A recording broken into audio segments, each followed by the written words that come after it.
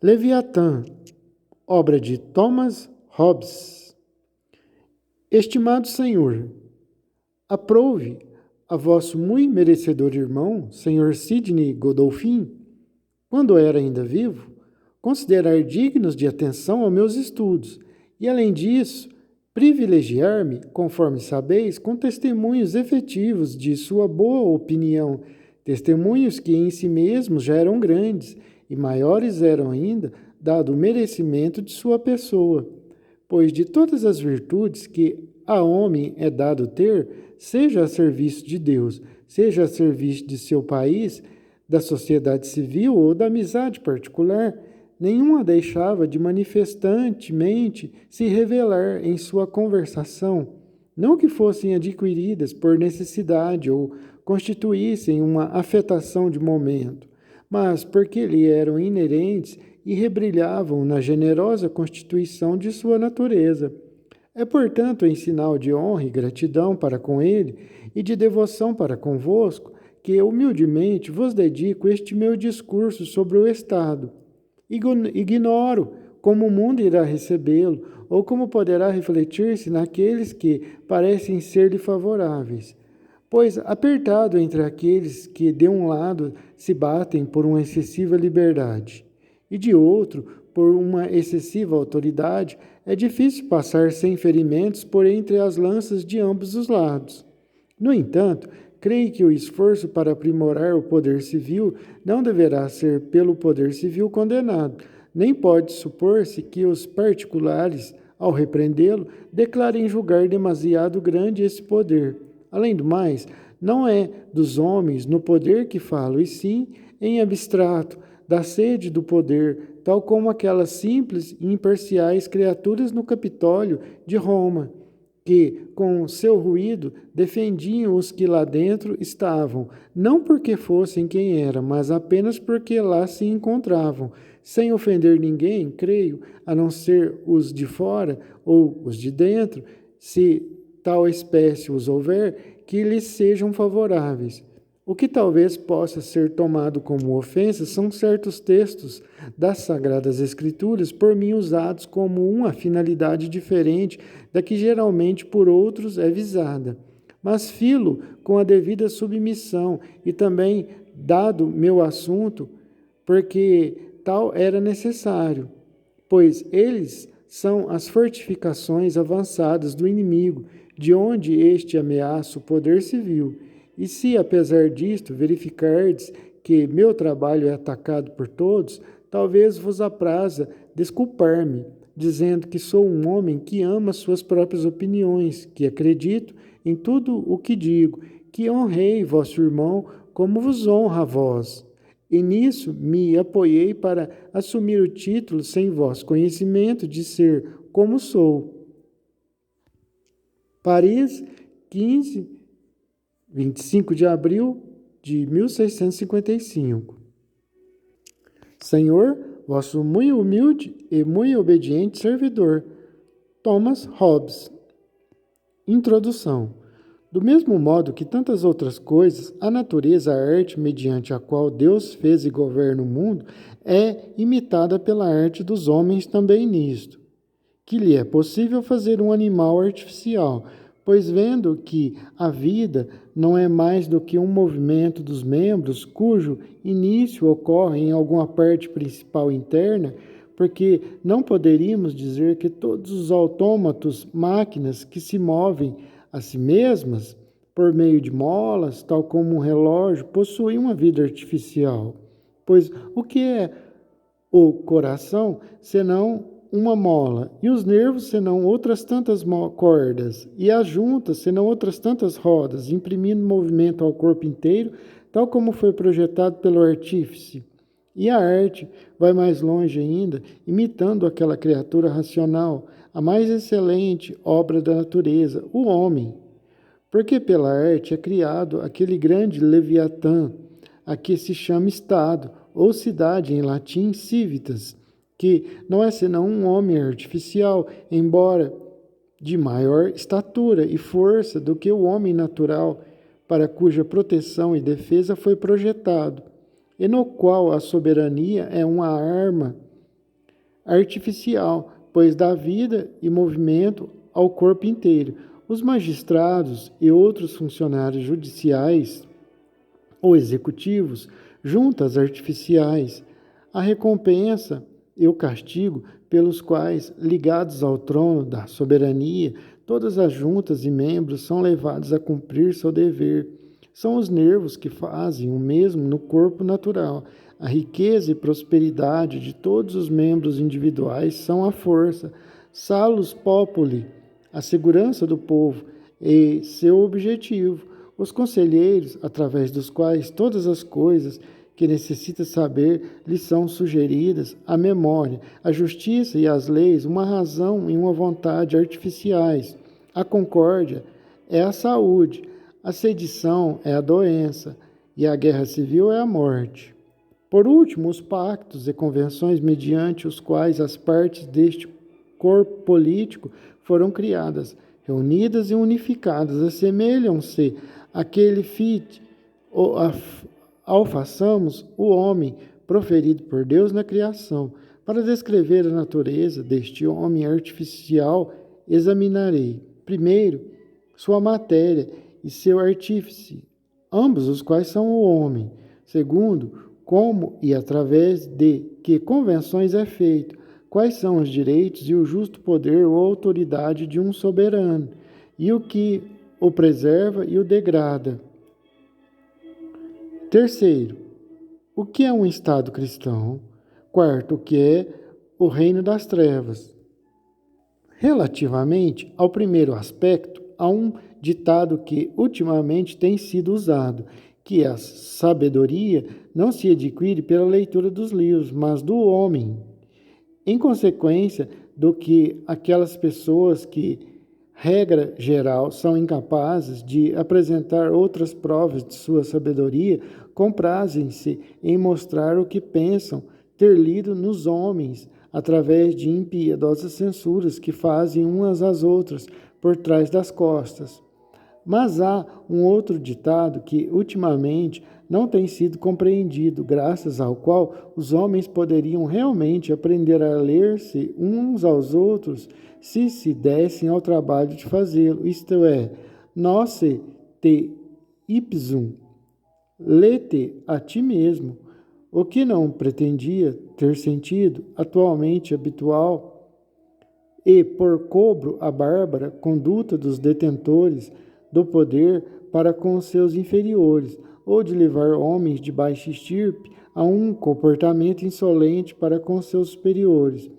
Pretendia ensinar-nos que, a partir da semelhança entre os pensamentos e paixões dos diferentes homens, quem quer que olhe para dentro de si mesmo e examine o que faz quando pensa, opina, raciocina, espera, receia, etc., e por que motivos o faz, poderá, por esse meio, ler e conhecer quais são os pensamentos e paixões de todos os outros homens, em circunstâncias análogas.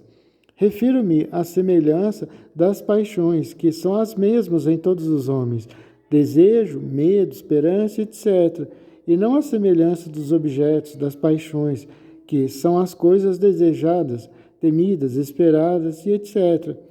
Quanto a estas últimas, a constituição individual e a educação de cada um são tão variáveis e são tão fáceis de ocultar a nosso conhecimento que os caracteres do coração humano, emaranhados e confusos, como são, devido à dissimulação, à mentira, ao fingimento e às doutrinas errôneas, só se tornam legíveis para quem investiga os corações.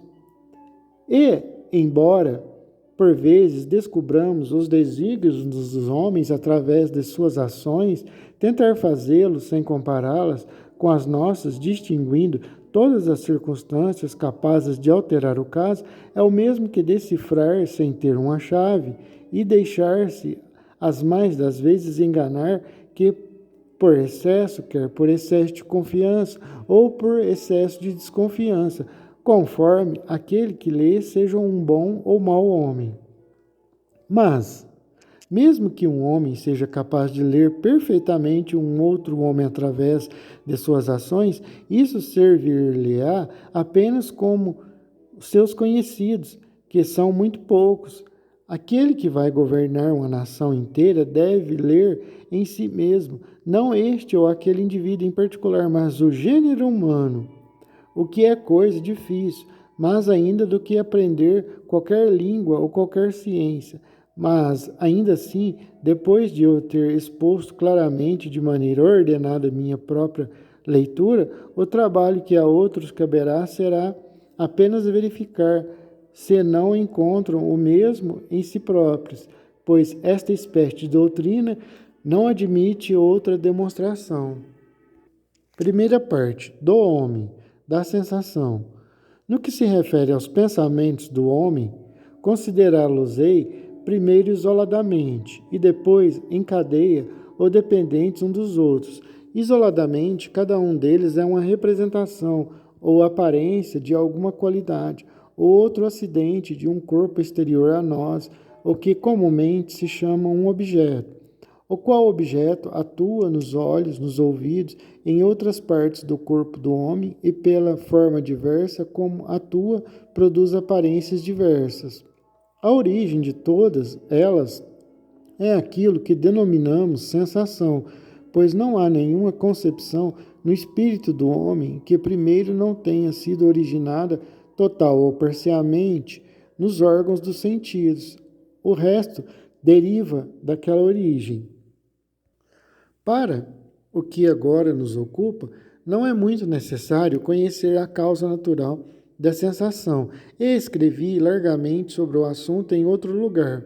Contudo, para preencher cada parte do meu presente método, repetirei aqui rapidamente o que foi dito.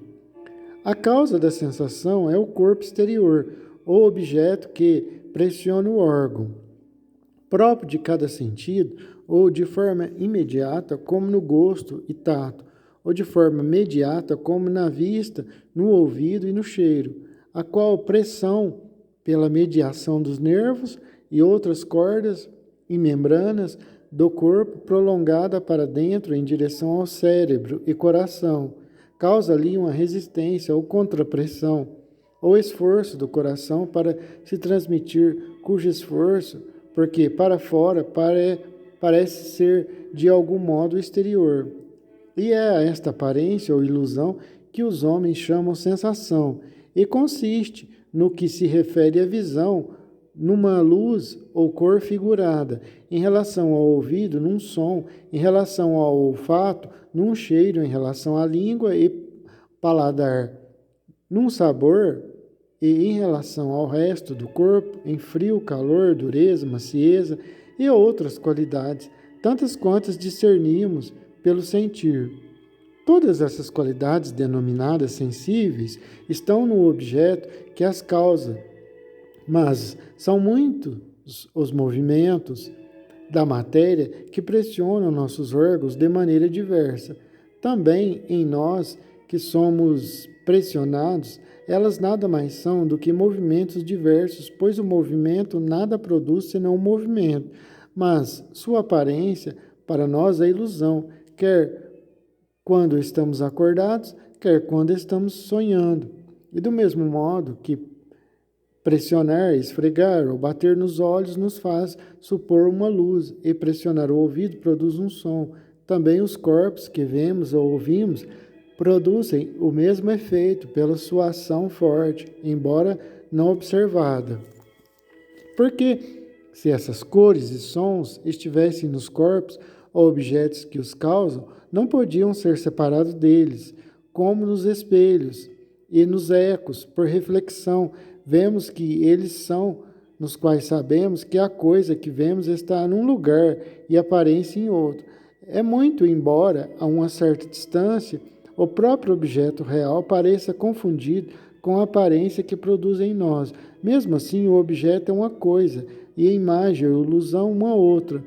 De tal modo que, em todos os casos, a sensação nada mais é do que a ilusão originária, causada, como diz, pela pressão, isto é, pelo movimento das coisas exteriores nos nossos olhos, ouvidos e outros órgãos a isso determinados. Mas as escolas de filosofia em todas as universidades da cristandade baseadas em certos textos de Aristóteles, ensinam outra doutrina e dizem a respeito da causa da visão que a coisa vista envia em todas as direções uma espécie visível, ou traduzindo, uma exibição, aparição ou aspecto visível, ou um ser visto, cuja recepção nos olhos é a visão. E quanto à causa da audição, dizem que a coisa ouvida envia uma espécie audível, isto é, um aspecto audível ou um ser audível, o qual, entrando na orelha, faz a audição. Também, no que se refere à causa do entendimento, dizem que a coisa compreendida emite uma espécie inteligível, isto é, um ser inteligível, o qual, estando no entendimento, nos faz entender.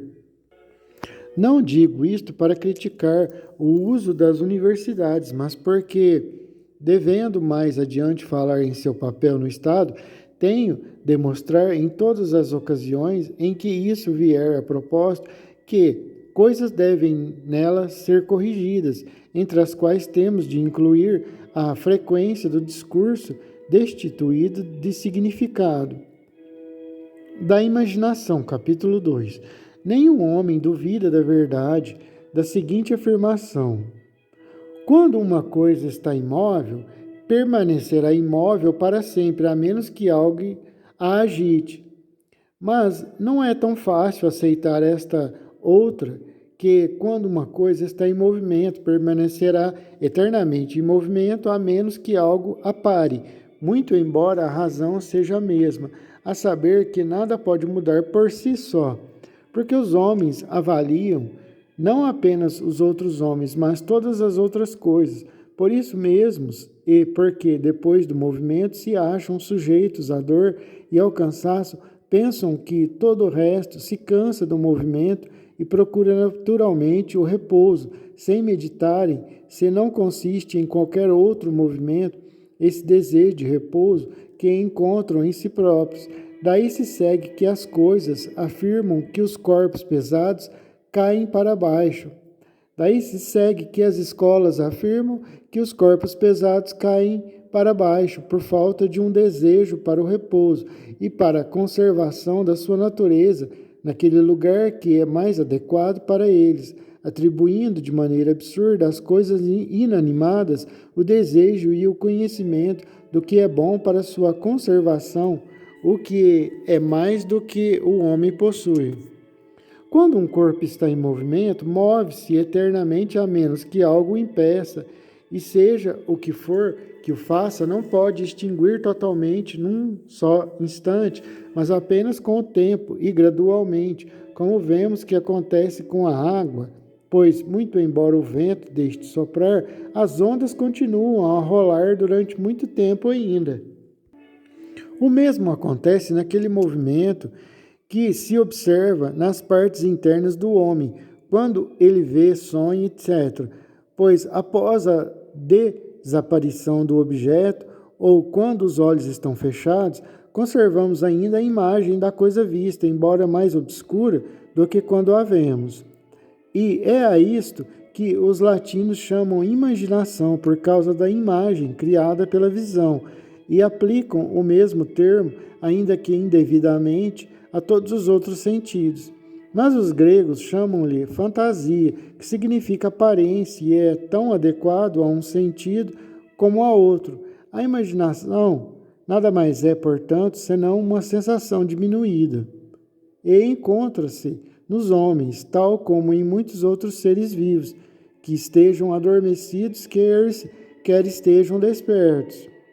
A diminuição da sensação nos homens acordados não é a diminuição do movimento feito na sensação, mas seu obscurecimento, um pouco a maneira como a luz do sol obscurece a luz das estrelas, as quais nem por isso deixam de exercer a virtude pela qual são visíveis durante o dia menos do que à noite. Mas porque entre as muitas impressões que os nossos olhos, ouvidos e outros órgãos recebem dos corpos exteriores, só é sensível à impressão predominante. Assim também, sendo a luz do Sol predominante, não somos afetados pela ação das estrelas. E quando qualquer objeto é afastado dos nossos olhos, muito embora permaneça a impressão que fez em nós outros objetos mais presentes, sucedem-se e atuam em nós, e a imaginação do passado fica obscurecida e enfraquecida, tal como a voz de um homem no ruído diário. Daqui se segue que, quanto mais tempo decorrer desde a visão ou sensação de qualquer objeto, tanto mais fraca é a imaginação, pois a contínua mudança do corpo do homem destrói com o tempo as partes que foram agitadas na sensação, de tal modo que a distância no tempo e no espaço tem ambas o mesmo efeito em nós, pois tal como a distância no espaço, os objetos para que olhamos nos aparecem minúsculos e indistintos em seus pormenores, e as vozes se tornam fracas e inarticuladas. Assim também, depois de uma grande distância de tempo, a nossa imaginação do passado é fraca e perdemos, por exemplo, muitos pormenores das cidades que vimos, das ruas e muitas circunstâncias das ações. Esta sensação diminuída, quando queremos exprimir a própria coisa, isto é, a própria ilusão, denomina-se imaginação, como já disse anteriormente. Mas, quando queremos exprimir a diminuição e significar que a sensação é evanescente, antiga e passada, denomina-se memória. Assim, a imaginação e a memória são uma e a mesma coisa que, por razões várias, têm nomes diferentes. Muita memória, ou a memória de muitas coisas, chama-se experiência. A imaginação diz respeito apenas àquelas coisas que foram anteriormente percebidas pela sensação, ou de uma só vez, ou por partes em várias vezes. A primeira, que consiste em imaginar o objeto em sua totalidade, tal como ele se apresentou na sensação, é a imaginação simples, como quando imaginávamos um homem ou um cavalo que vimos antes. A outra é composta, como quando, a partir da visão de um homem, num determinado momento, e de um cavalo em outro momento, concebemos no nosso espírito um centauro. Assim, quando alguém compõe a imagem de sua própria pessoa com a imagem das ações de outro homem, como quando alguém se imagina Hércules ou um Alexandre, ou que frequentemente acontece àqueles que leem muitos romances, trata-se de uma imaginação composta e, na verdade, nada mais é do que uma ficção do espírito. Existem também outras imagens que surgem nos homens, ainda que em estado de vigília, devido a uma forte impressão feita na sensação, como acontece quando, depois de olharmos fixamente para o sol, permanece diante dos nossos olhos uma imagem do sol que se conserva durante muito tempo depois, ou quando, depois de atentar longa e fixamente para figuras geométricas, o homem, ainda que em estado de vigília, tem no escuro as imagens de linhas e ângulos diante de seus olhos. Esse tipo de ilusão não tem nenhum nome especial, por ser uma coisa que não aparece comumente no discurso dos homens. As imaginações daqueles que se encontram adormecidos denominam-se sonhos, e também estas, tal como as outras imaginações, estiveram anteriormente ou em sua totalidade ou parcialmente na sensação. E porque na sensação o cérebro e os nervos que constituem os órgãos necessários da sensação estão de tal modo entorpecidos que não são facilmente agitados pela ação dos objetos externos, não pode haver no sono qualquer imaginação ou sonho que não provenha da agitação das partes internas do corpo do homem. Estas partes internas, pela conexão que têm com o cérebro e outros órgãos, quando estão agitadas, mantêm os mesmos em movimento. donde se segue que as imaginações ali anteriormente formadas surgem como se o homem estivesse acordado, com a ressalva que, estando agora os órgãos dos sentidos entorpecidos, a ponto de nenhum novo objeto os poder dominar e obscurecer com uma impressão mais vigorosa, um sonho tem de ser mais claro em meio a este silêncio da sensação do que nossos pensamentos quando despertos. E daqui se segue que é uma questão difícil e talvez mesmo impossível estabelecer uma distinção clara entre sensação e sonho. No que me diz respeito, quando observo que os nossos sonhos não penso muitas vezes nem constantemente nas mesmas pessoas, lugares, objetos, ações que ocupam o meu pensamento quando estou acordado e que não recordo uma tão longa cadeia de pensamentos coerentes, sonhando com em outros momentos, e porque acordado observo muitas vezes o absurdo dos sonhos, mas nunca sonho com os absurdos de meus pensamentos despertos. Contento-me com saber que, estando desperto, não sonho, muito embora quando sonho me julgo acordado.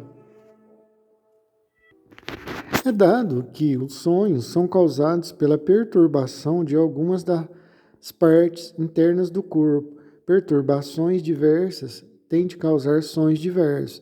E daqui se segue que estar deitado com frio provoca sonhos de terror e faz sugerir pensamento e a imagem de alguns objetos temerosos, sendo recíprocos o movimento do cérebro para as partes internas e das partes internas para o cérebro, e que do mesmo modo que a cólera provoca quando estamos acordados, calor em algumas partes do corpo, assim também quando estamos dormindo, o excesso de calor de algumas das partes provoca a cólera e faz surgir no cérebro a imaginação de um inimigo.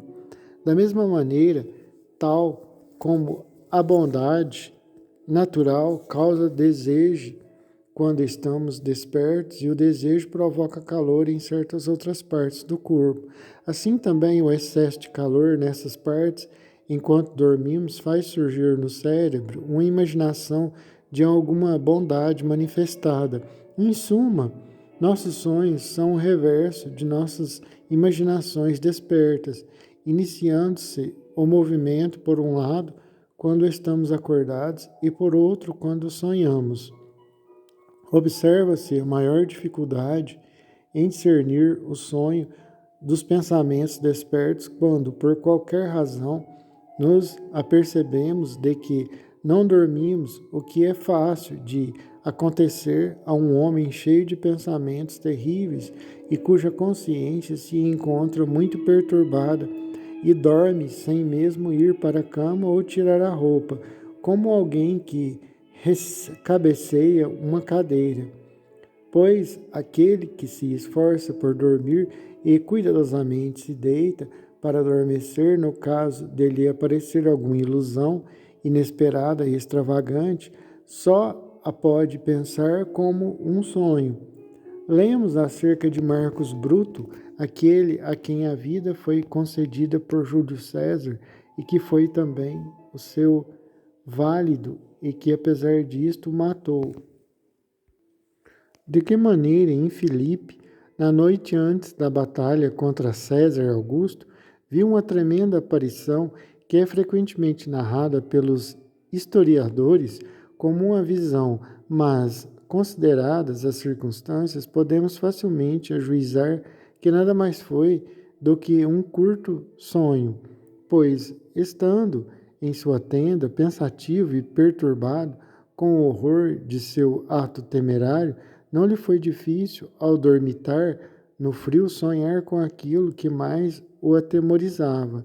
E esse temor, assim como gradualmente o fez acordar, também gradualmente deve ter feito a aparição desaparecer.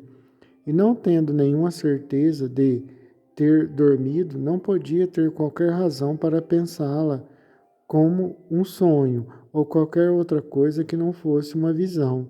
E isto não acontece raramente, pois mesmo aqueles que estão perfeitamente acordados, se foram temerosos e supersticiosos, se encontrarem possuídos por contos de horror e se estiverem sozinhos no escuro, estão sujeitos a tais ilusões e julgam ver espíritos e fantasmas de pessoas mortas passeando nos cemitérios, quando ou é apenas ilusão deles, ou então a velhacaria de algumas pessoas que se servem desse temor supersticioso para andar disfarçados de noite a caminho de lugares que não gostariam que se soubessem serem por elas frequentados. Desta ignorância quanto à distinção entre sonhos e outras ilusões fortes, eu como espírita eu posso criticá-lo aqui, assim, entre aspas, né? Ele está falando está falando um assunto de uma maneira muito superficial. Nem tudo é. Muitas pessoas já viram mesmo, pessoas que já desencarnaram, que já faleceram. E nem tudo é superstição, nem tudo é espírito, nem tudo também é ilusão, etc.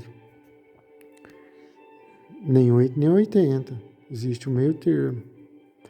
Desta ignorância quanto à distinção entre os sonhos e outras ilusões fortes, e a visão e a sensação, surgiu no passado a maior parte da religião dos gentios, os quais adoravam sátiros, faunos, ninfas e outros seres semelhantes, e nos nossos dias a opinião que a gente grosseira tem das fadas, fantasmas e gnomos e do poder das feiticeiras, pois, no que se refere às feiticeiras, não penso que a sua feitiçaria seja algum poder verdadeiro, mas, contudo, elas são justamente punidas pela falsa crença que possuem, acrescentada ao seu objetivo de a praticarem, se puderem, estando sua atividade mais próxima de uma nova religião do que de uma arte ou uma ciência. E quanto às fadas e fantasmas ambulantes, a ideia deles foi, penso, como o objetivo ou expresso ou não refutado de manter o uso do exorcismo, das cruzes, da água benta e outras tantas invenções de homens religiosos. Contudo, não há dúvida de que Deus pode provocar aparições não naturais, mas não é questão de dogma na fé cristã que ele as provoque com tanta frequência que os homens as devem temer mais do que temem a permanência ou a modificação do curso da natureza, que ele também pode deter e mudar, do que, mas homens perversos, com pretexto de que Deus nada pode fazer, levam a sua ousadia a ponto de afirmarem, seja o que for que lhes convenha, muito embora saibam que é mentira. Cabe ao homem sensato só acreditar naquilo que a justa razão lhe aponta como crível. Se desaparecesse este temor supersticioso dos espíritos e com ele os prognósticos tirados dos sonhos, as falsas profecias e muitas outras coisas dele decorrentes, graças às quais pessoas ambiciosas e astutas abusam da credulidade da gente simples, os homens estariam muito mais bem preparados do que agora para a obediência civil. E esta deveria ser a tarefa das escolas, mas elas, pelo contrário, alimentam tal doutrina, pois, ignorando o que seja a imaginação ou a sensação, aquilo que recebem ensinam, uns dizendo que as imaginações surgem deles mesmos e não têm causa, outros afirmando que elas surgem mais comumente da vontade e que os bons pensamentos são insuflados, inspirados no homem por Deus e os maus pensamentos pelo diabo. Ou então, que os bons pensamentos são despejados, infundidos no homem por Deus e os maus pensamentos pelo diabo.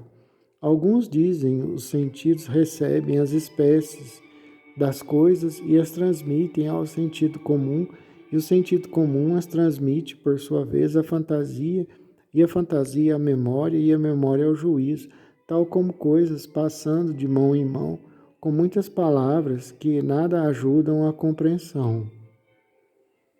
A imaginação que surge no homem ou qualquer outra criatura dotada da faculdade de imaginar pelas palavras ou quaisquer outros sinais voluntários é o que vulgarmente chamamos entendimento e é comum ao homem e aos outros animais, pois um cão treinado entenderá o chamamento ou a reprimenda do dono, e o mesmo acontece com outros animais.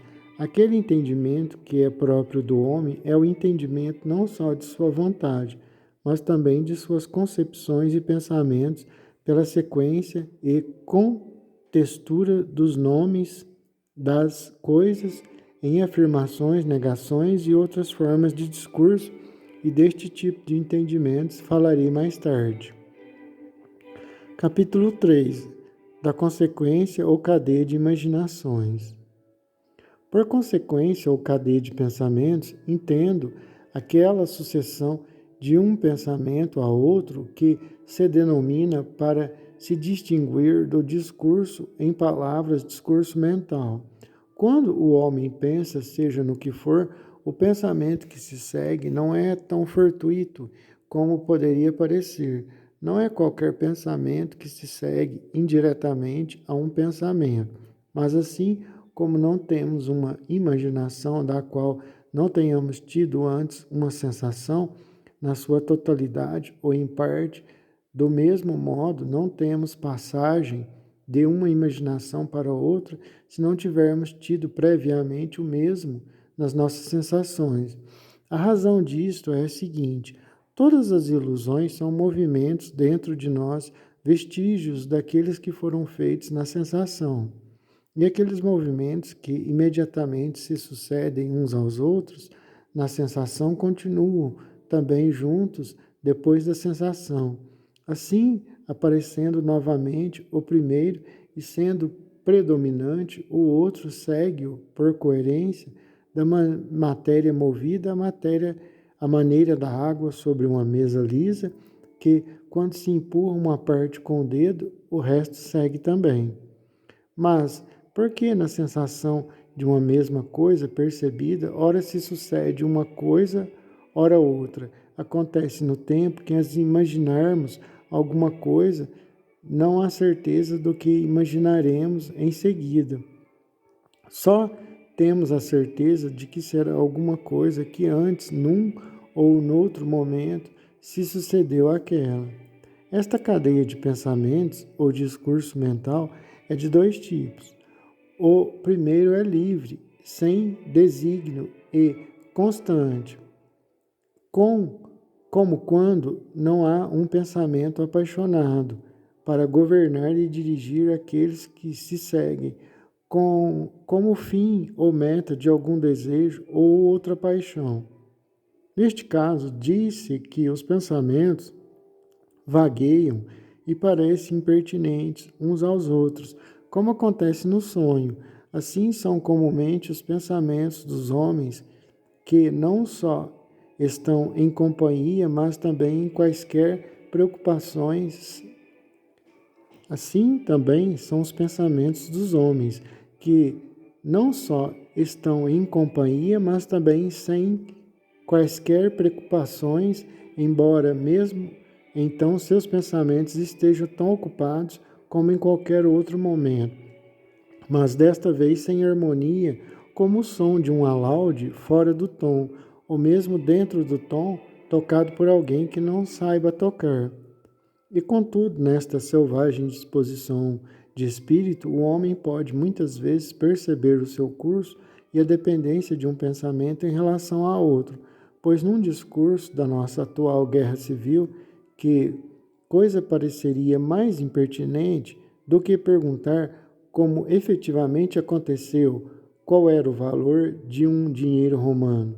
Contudo, para mim, a coerência era asaz manifesta, pois o pensamento da guerra trouxe o pensamento da entrega do rei aos seus inimigos. Este pensamento trouxe o pensamento da entrega de Cristo, e este, por sua vez, o pensamento dos 30 dinheiros, que foram o preço da traição de Judas.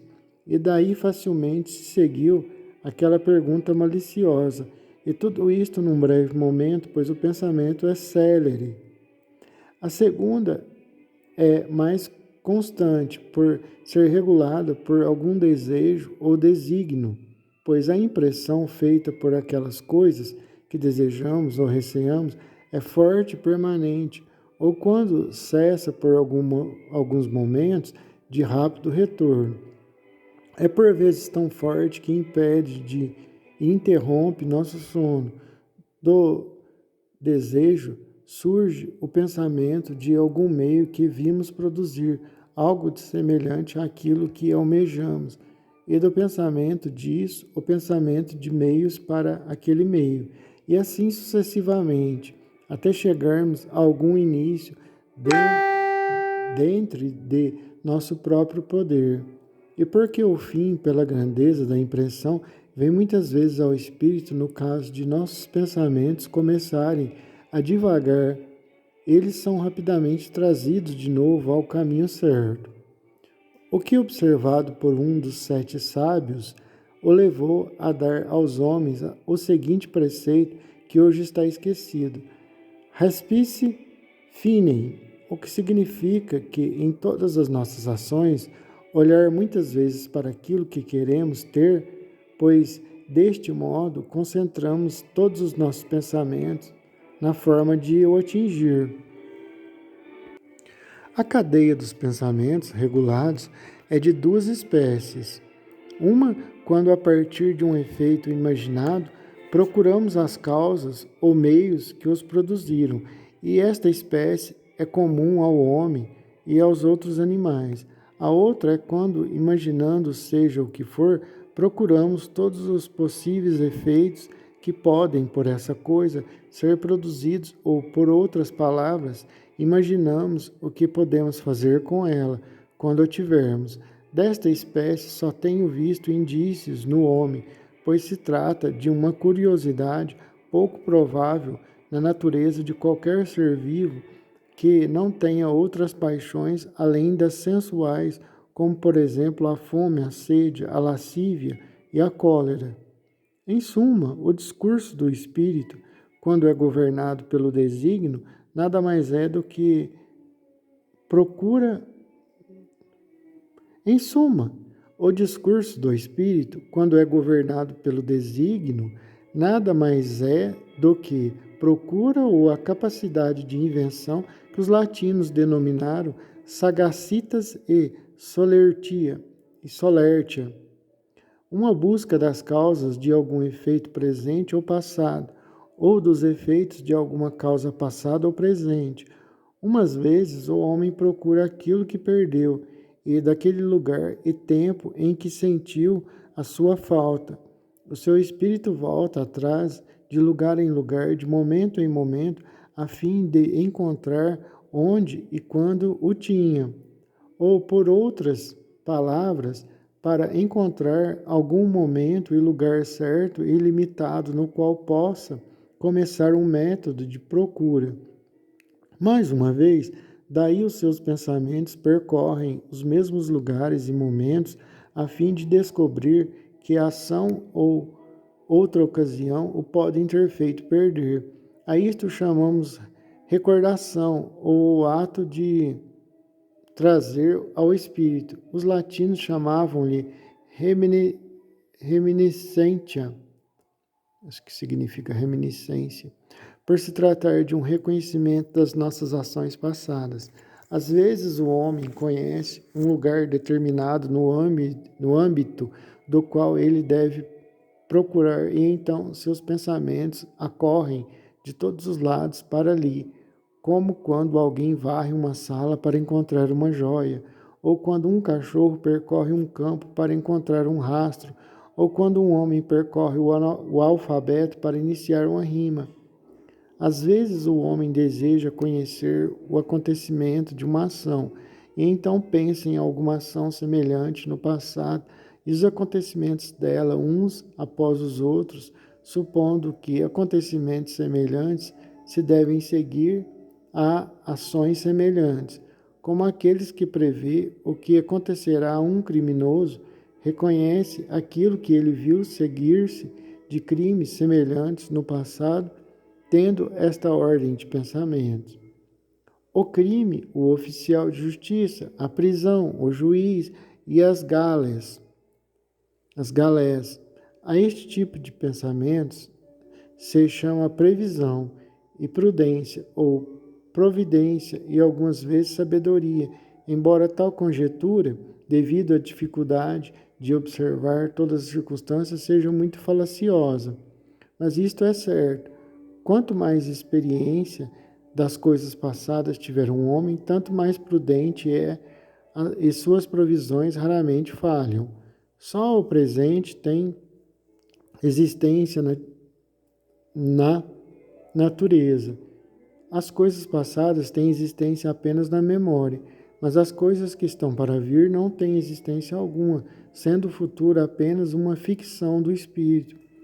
Ampliando as consequências das ações passadas, as ações são presentes, o que é feito com muita certeza por aquele que tem mais experiência, mas não com a certeza suficiente. Ele fala ali, achei interessante aqui, essa parte aqui. Só o presente tem existência na natureza. As coisas passadas têm existência apenas na memória, mas as coisas que estão para vir não têm existência alguma, sendo o futuro apenas uma ficção do espírito.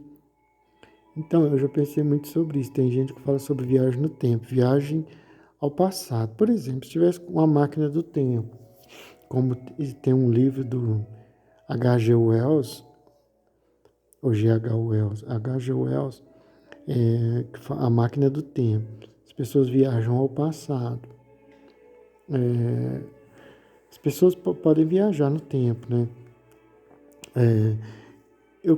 Se alguém viajasse ao passado, não teria como ela interagir com as pessoas, com que ela ia ser, para mim, né, meu modo de pensar, ia ser só uma visão. Ela está vendo, ela tá vendo, isso é como se ela estivesse lá naquele local, como se fosse um filme, assim, ali está vendo tudo aquilo que ocorreu no passado, amores, desamores, riquezas, misérias, ali, pessoa que caiu na miséria, outro que ficou rico, o cotidiano das pessoas, e um monte, todo tipo de coisa ali, animais do passado lá, ela ia visualizar todo aquele contexto ali, aquilo, mas não teria como ela interagir com aquilo lá, porque aquilo já ocorreu. Ela estaria como dentro de um filme 3D, assim, eu acho que seria como se ela estivesse lá até certo ponto, mas não teria como ela interagir com aquilo, porque aquilo já ocorreu. E para o futuro, viajar para o futuro, eu acho que não teria como também, porque o futuro é uma consequência do passado. O futuro amanhã, daqui uma semana, ele está condicionado ao que vai acontecer agora, no hoje. O que vai acontecer no futuro está condicionado ao presente. Por exemplo, vamos supor assim, eu estudo alguma coisa aqui, eu estudo, tem um emprego lá, só pode entrar, a vaga é sua, mas só se você souber inglês. Aí eu, como faço um curso de inglês, eu aprendo inglês, aí eu entro naquele emprego. Eu sou admitido lá naquele emprego. Mas por quê? Porque eu estudei o inglês. Se eu não estudo, isso não aconteceria, que será o futuro. Eu estou estudando inglês agora, se você estudar daqui 6 meses você vai estar falando inglês fluentemente. Daqui 6 meses eu vou estar empregado. Nesse emprego eu vou ter um salário. Posso conhecer uma pessoa, fazer amizades, mas se eu não estudo inglês, isso não aconteceria. Por quê? Porque está condicionado aos meus atos, ao que eu fizer. O futuro está condicionado aos nossos atos, ao que nós fizermos. Nós temos condições de mudar, de moldar o futuro, de mudar e moldar. Ele é moldado conforme as nossas ações no hoje. Então não tem como viajar para o futuro, porque o futuro está para acontecer e será de acordo com as nossas ações no presente. E no passado, por aquilo que eu já falei também, eu acho que não teria como. Porque eu já falei. Voltando aqui. E muito embora se denomine prudência, quando o acontecimento corresponde à expectativa, contudo, em sua própria natureza, nada mais é do que suposição, pois a previsão das coisas que estão para vir, que é providência, só compete àquele por cuja vontade as coisas devem acontecer. Acho que eu pulei aqui, deixa eu voltar. A este tipo de pensamento se chama previsão e prudência ou providência. Algumas vezes sabedoria, embora tal conjectura, devido à dificuldade de observar todas as circunstâncias, seja muito falaciosa, mas isto é certo. Quanto mais experiência das coisas passadas tiver um homem, tanto mais prudente é e suas previsões raramente falham. Só o presente tem existência na natureza. As coisas passadas têm existência apenas na memória, mas as coisas que estão para vir não têm existência alguma, sendo o futuro apenas uma ficção do espírito, aplicando as consequências das ações passadas às ações que são presentes, é mais ou menos o que eu estava falando. O que é feito com muita certeza do que aquele que tem mais experiência, mas não com a certeza suficiente. É muito embora se denomine prudência quando o acontecimento corresponde à nossa expectativa, contudo, em sua própria natureza, nada mais é do que suposição, pois a previsão das coisas que está para vir, que é providência, só compete àquele por cuja vontade as coisas devem acontecer. Dela apenas e sobrenaturalmente deriva a profecia. O melhor profeta, naturalmente, é o melhor adivinho. O melhor adivinho é aquele que é mais versado e erudito nas questões que adivinha, pois ele tem maior número de sinais pelos quais se guiar. Um sinal é o evento antecedente do consequente e, contrariamente, o consequente do antecedente, quando consequências semelhantes foram anteriormente observadas, e quando mais vezes tiverem sido observadas, menos incerto é o sinal. E, portanto, aquele que possuir mais experiências em qualquer tipo de assunto tem maior número de sinais, porque se guiar para adivinhar os tempos futuros e, consequentemente, é o mais prudente, e muito mais prudente do que aquele que é novato nesse assunto, desde que não seja igualado por qualquer vantagem de uma sabedoria natural e extemporária, muito embora os jovens possam pensar o contrário. Contudo, não é a prudência que distingue o homem dos outros animais. Há animais que, com um ano, observam mais e alcançam aquilo que é bom para eles de uma maneira mais prudente do que jamais alguma criança poderia fazer com 10 anos. Do mesmo modo que a prudência é uma suposição do futuro tirada da experiência dos tempos passados, também há uma suposição das coisas passadas tirada de outras coisas, não futuras, mas também passadas, pois aquele que tiver visto por que graus e fases um estado florescente primeiro entra em guerra civil e depois chega à ruína, ao observar as ruínas de qualquer outro estado, pressuporá uma guerra semelhante e fases semelhantes ali também. Mas esta conjectura tem quase a mesma incerteza que a conjectura do futuro, sendo ambas baseadas apenas na experiência. Não há qualquer outro ato do espírito humano que eu possa lembrar naturalmente, implantando nele que exija alguma coisa mais além do fato de ter nascido homem e de ter vivido com o uso de seus 5 sentidos. Aquelas outras faculdades das quais falarei a pouco e pouco e que parecem características apenas do homem, são adquiridas e aumentadas com o estudo e a indústria e são aprendidas pelo homem através da instrução e da disciplina e procedem todas da invenção das palavras e do discurso, pois além da sensação e dos pensamentos e da cadeia de pensamentos, o espírito do homem não tem qualquer outro movimento, muito embora com a ajuda do discurso e do método, as mesmas faculdades possam ser desenvolvidas a tal ponto de que distinguem os homens de todos os outros seres vivos. Seja o que for que imaginemos, é finito, portanto não existe qualquer ideia. ou concepção de algo que denominamos infinito. Nenhum homem pode ter em seu espírito uma imagem de magnitude infinita, nem conceber uma velocidade infinita, um tempo infinito, uma força infinita ou um poder infinito. Quando dizemos que alguma coisa é infinita, queremos apenas dizer que não somos capazes de conceber os limites e fronteiras da coisa designada, não tendo concepção da coisa, mas de nossa própria incapacidade. Portanto, o nome de Deus é usado não para nos fazer concebê-lo, pois ele é incompreensível e sua grandeza e poder são inconcebíveis, mas para que o possamos venerar. Também porque, como disse antes, seja o que for que concebamos, foi primeiro percebido pela sensação, quer tudo de uma vez, quer por partes. O homem não pode ter um pensamento representando alguma coisa que não esteja